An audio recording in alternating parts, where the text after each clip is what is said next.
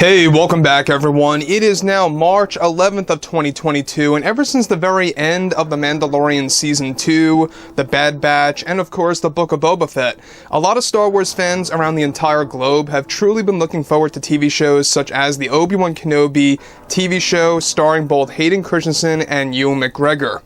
This is Mike Zero. Make sure to subscribe if you are new to the channel for future Star Wars updates.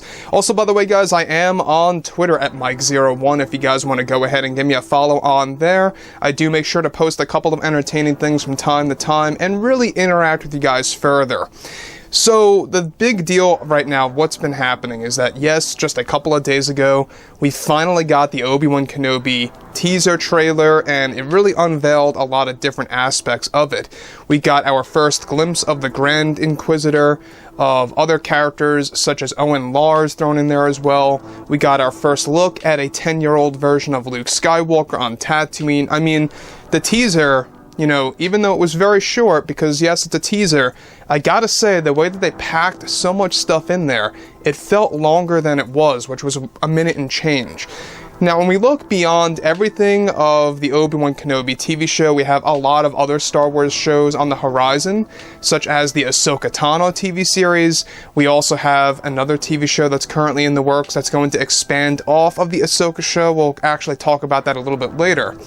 But everything related to, of course, George, John, and Dave really constructing and breaking ground for the new universe and building things from the ground up is going to take a couple of years to really kind of convince the fandom that Star Wars is indeed back in action. And it really all begins with the Obi-Wan Kenobi TV show.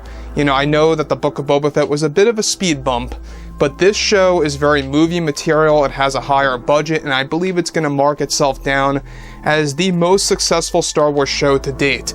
Now, on top of all of that, now with both Disney and Lucasfilm now focused on their new Star Wars universe, creators Jon Favreau and Dave Filoni are getting ready to begin work on the Ahsoka Tano TV series for Disney Plus that will feature the return of Hayden Christensen.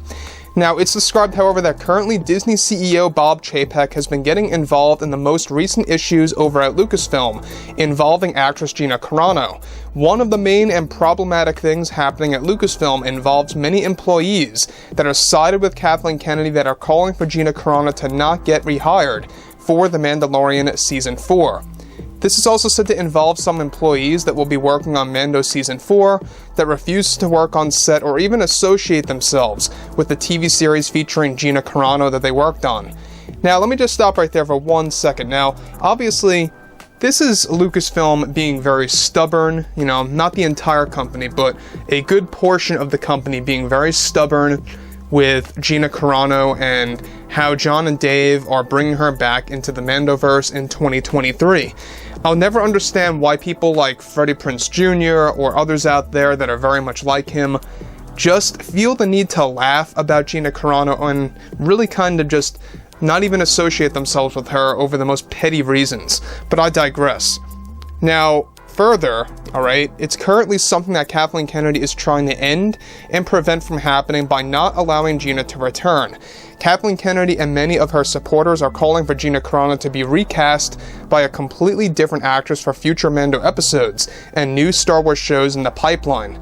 This is something that Kathleen Kennedy keeps pushing and is demanding to happen for the rest of the roadmap of Star Wars that is currently planned further, of course, down the road.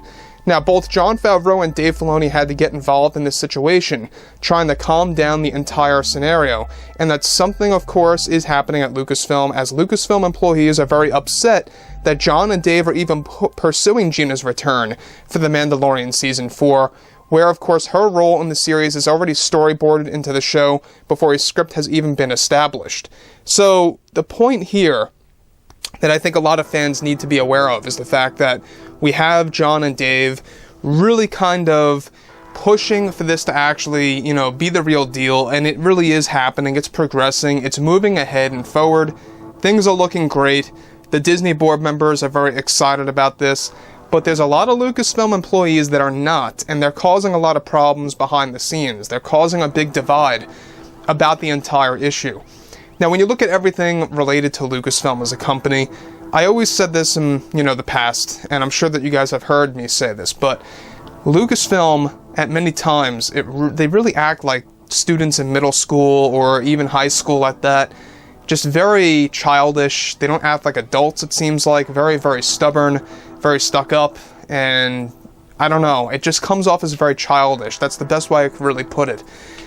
I never really understood why Lucasfilm is pretty much the only company, you know, in the film industry that acts like this. I have yet to find any other film industry that actually acts like Lucasfilm, to tell you guys the truth. But anyways, moving on from all of that. Now, this is creating a bit of a divide over at the company between creators and employees, and that it's something that Bob Chapek and the Disney board members are trying to resolve in a balanced way. However, they are still not giving in to Kathleen Kennedy's demands about Gina Carano, and completely refuse to do anything to interfere, of course, with Jon and Dave's plans for the new Star Wars universe. Separate from all of this, alright, the situation of Gina Carano is planned to have a big meeting with Jon and Dave Filoni about her role to return for The Mandalorian Season 4. The series is described to completely redesign Cara Dune with a brand new look for the show. However, Jon and Dave are also, of course, refusing to recast Cara Dune with a new actress as Kathleen Kennedy demands this.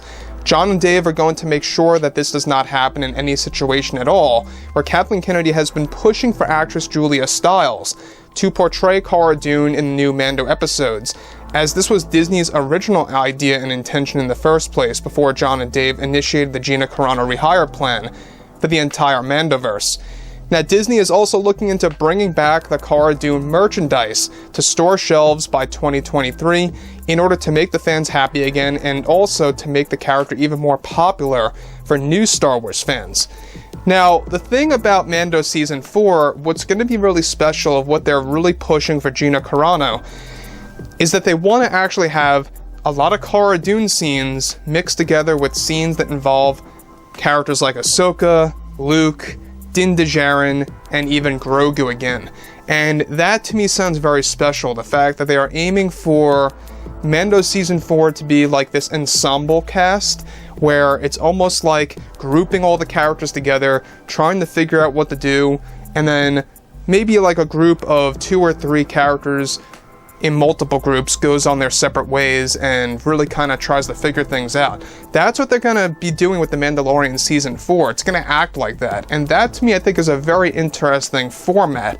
Kind of reminds you of the Avengers films, now doesn't it? It really, really does. And that's exactly what Jon Favreau is kind of heading for. So, the other thing that I think a lot of fans need to be aware of is that everything related to Kathleen Kennedy, you know, creating these problems over at Lucasfilm, and this is all because of Kathleen Kennedy, without a doubt, you know, because she has a lot of supporters, she has a lot of people that stand by her strictly. Then you have more of the old school employees at Lucasfilm that are more in line with really being more loyal to the vision of George Lucas, which I believe is great. I believe that's beautiful, the fact that they want to keep that alive and all. And I think that's why the Obi-Wan Kenobi TV series looks amazing.